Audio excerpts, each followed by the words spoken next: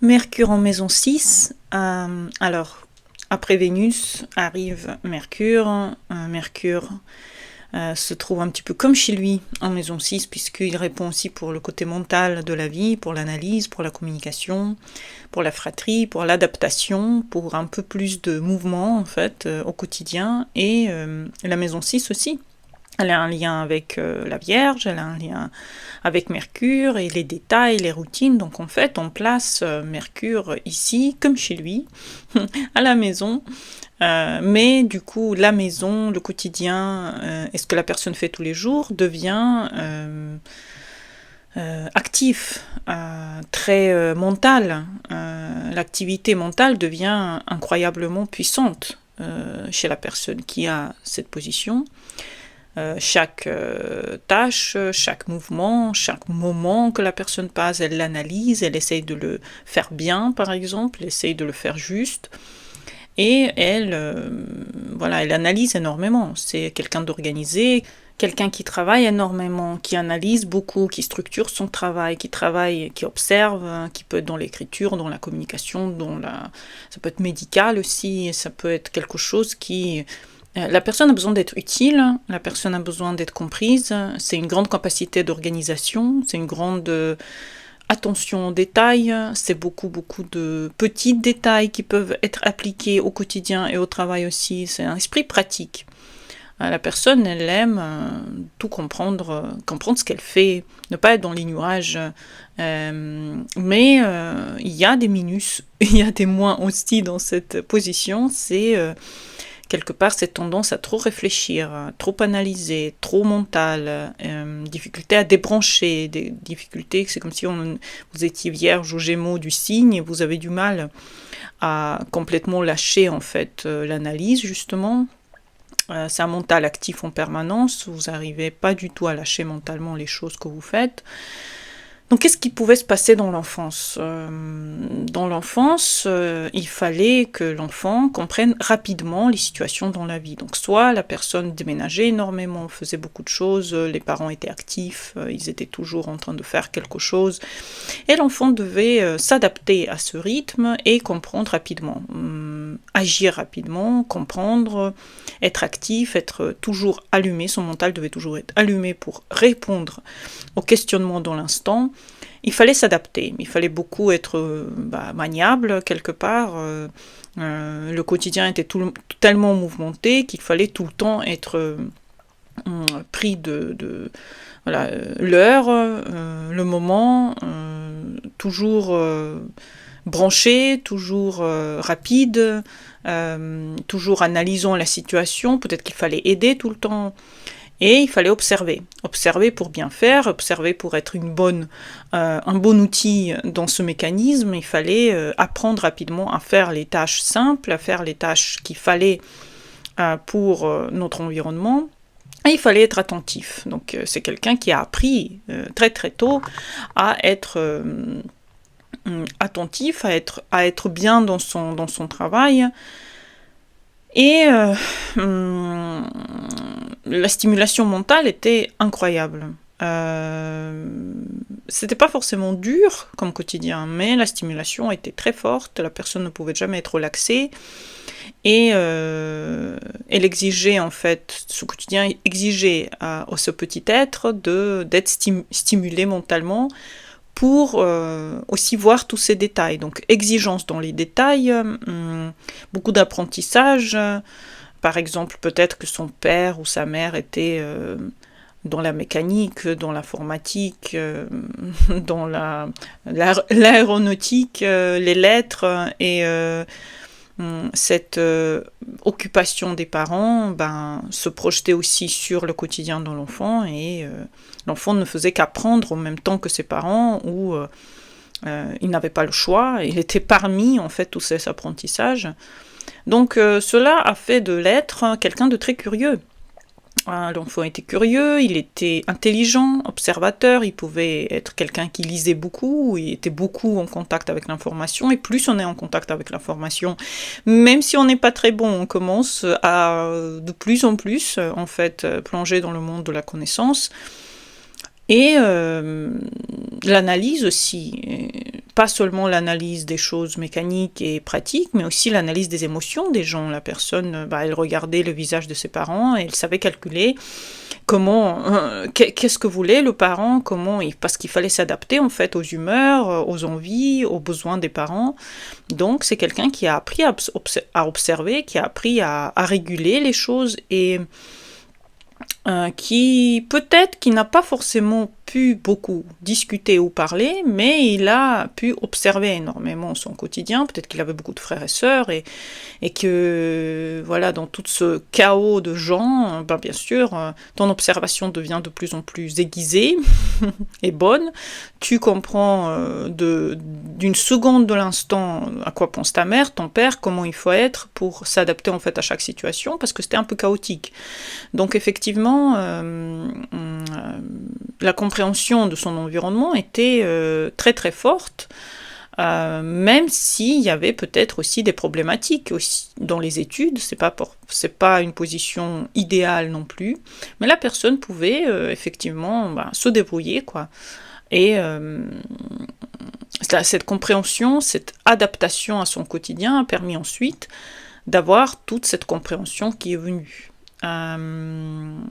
À l'âge adulte, ce qui se passe, c'est que la personne devient de plus en plus comme ça. Donc le perfectionnisme au quotidien, le perfectionnisme mental, l'analyse de chaque situation, la suranalyse de ce qu'on fait, de chacun de nos gestes, quelque part, même si la personne fait du sport par exemple, ça va être vraiment précis. Qu'est-ce qu'elle mange pas, à quelle heure elle se lève, qu'est-ce qu'elle fait comme exercice.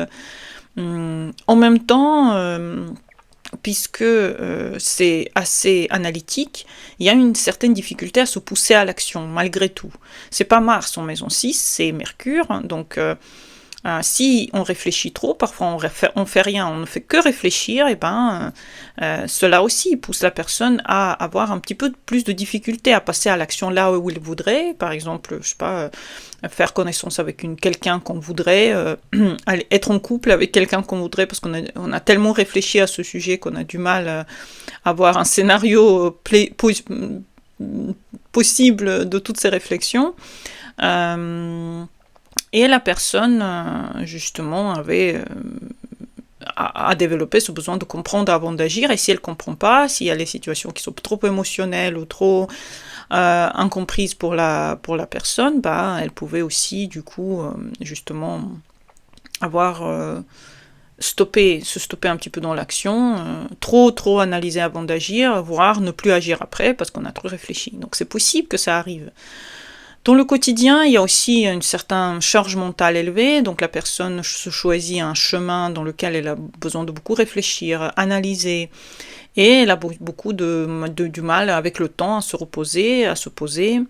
Il y a des pensées constantes, on pense tout le temps, on réfléchit, et ça ne nous lâche pas. On peut avoir des insomnies par exemple, on peut avoir la conscience ne s'arrête jamais d'analyser les situations. Et l'impression de ne jamais terminer ce qu'on commence non plus. Donc ça peut être quelque chose d'assez dur au quotidien si on ne prend pas soin de ce Mercure, si on ne le met pas dans le travail, s'il nous agresse à la maison, parce que finalement il va de toute manière être présent puisque c'est comme ça que vous avez vécu votre enfance. Ça peut être après ensuite comme un stress nerveux, par exemple ça peut être des burn-out, des crises de panique par exemple, avec le temps des troubles digestifs liés au mental, par exemple quand on ressent quelque chose de mauvais, notre ventre commence à surfaire ou avoir des maux de ventre ou des indigestions. Ça peut être une fatigue mentale et beaucoup de difficultés à se détendre. Donc toutes ces choses sont liées au fait que la personne n'arrive pas du tout à éteindre son mental et elle pense trop. Elle combine énormément de tâches ensemble qui lui fait travailler beaucoup son esprit. Donc maintenant, comment aligner tout ça? Comment faire pour que vous ayez une vie un peu plus équilibrée avec cette position, puisque quand même c'est un don d'avoir un tel Mercure, il faudrait bien l'utiliser. Il faut en fait prendre votre mental comme un outil de travail. Vous avez un outil de travail extrêmement aiguisé. Vous êtes comme un écrivain qui, quand il s'assoit pour écrire, tout s'allume chez lui. Pourquoi pas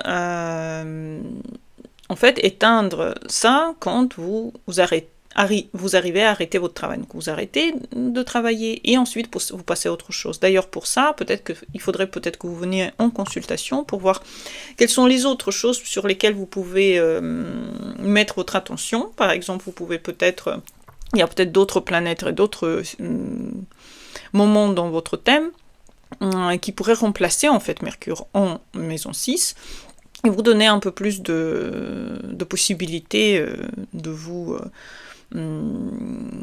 détendre par exemple dans d'autres secteurs. Il faut voir votre thème pour cela, donc venez en consultation, on va le regarder ensemble. Vous êtes génial et le génie se vit toujours mal au quotidien puisque vous ne savez pas comment l'utiliser pour les petites tâches. Peut-être que pour la musique, la santé, le sport, peut-être que vous êtes vraiment doué. Mais pour toutes les questions un petit peu plus relationnelles, par exemple, ou comment vous reposer, là, il y a un gros vide, vous ne savez pas comment exactement vous prendre. D'abord, écrivez des listes, écrivez des plans, écrivez des notes, faites un journal, peut-être que ça va vous aider de sortir les pensées de la tête et de les structurer un petit peu. Parce que quand vous savez quoi faire, peut-être que justement vous pouvez vous détendre, vous pouvez vous dire, ah bon, bah, j'ai fait ma ration pour la journée, je l'ai faite, maintenant demain je peux me détendre et ne plus appuyer sur le cornichon à ce moment-là. Juste vous détendre et faire autre chose le lendemain. Par exemple, travailler 3-4 jours, ensuite vous reposez 3-4 jours. Et il faut que ce soit un planning que vous faites pour justement vous démentaliser votre situation. Ne pas toujours être dans un travail constant. Simplifiez aussi les choses, optimisez les choses, faites les choses qui limite manger de là où vous cuisinez. Non, je rigole. Non, mais acceptez aussi qu'il y a une certaine forme d'imperfection, que tout ne peut pas être parfait, que parfois vous pouvez rater quelque chose, que vous pouvez ne pas le faire, c'est pas grave. Allez à l'essentiel, faites la chose qu'il faut faire, on s'en fout quel est le résultat vraiment, parce que il y a beaucoup de forces qui agissent sur le résultat, vous savez, il n'y a pas que vous. Vous pensez qu'il n'y a que vous qui agissez sur le résultat, mais en fait, il y a énormément de force. Si vous êtes ésotérique, vous le savez, qu'il n'y a pas que la personne qui agit sur le résultat qu'elle provoque, il y a aussi tout l'univers qui aide ou pas dans l'instant où vous faites quelque chose. Donc aussi, relaxez-vous par rapport à ça, il y a des choses qui peuvent être faites rapidement, il y en a d'autres qui ne peuvent pas, par exemple. Vraiment, enlevez votre téléphone quelques fois par jour, marchez son téléphone, marchez son musique, faites des activités simples, allongez-vous plus souvent dans la journée, éteignez la télé, éteignez la radio, soyez dans un silence, ou mettez une musique qui vous détende par exemple. Des moments sans analyse, pour vous, c'est tellement important. C'est tellement important d'avoir ces moments de méditation. Je sais que c'est dur pour vous, mais tout de même. Il ne faut pas tout comprendre pour avancer, il ne faut pas tout le temps être dans une analyse constante. Vous devez savoir que vous avez aussi un honneur, venez en consulte pour le découvrir, pour découvrir où vous allez, parce que si vous allez vers quelque chose en lien avec Mercure, on va aussi réguler ça et comment rendre votre Mercure plus vivable aussi pour votre quotidien et pour les autres autour de vous. Vous pouvez organiser, vous pouvez expliquer, vous pouvez transmettre, vous pouvez servir grâce à ce Mercure, certes, mais vous devez savoir que vous ne pouvez pas contrôler tous les détails de votre vie, vous ne pouvez pas contrôler la vie, vous ne pouvez pas contrôler en général les choses, et sachez aussi avoir des moments de répit, ça va vous donner plus d'années de vie, et plus d'années de joie aussi. La joie, c'est pas forcément Mercure. Mercure, il sert pour faire des choses concrètes, et ensuite la joie vient du fait que vous pouvez lâcher ça et faire autre chose. J'espère que vous avez aimé cette vidéo. À bientôt pour les nouvelles. Allez en bas pour les consultations. Bonne journée à vous et au revoir.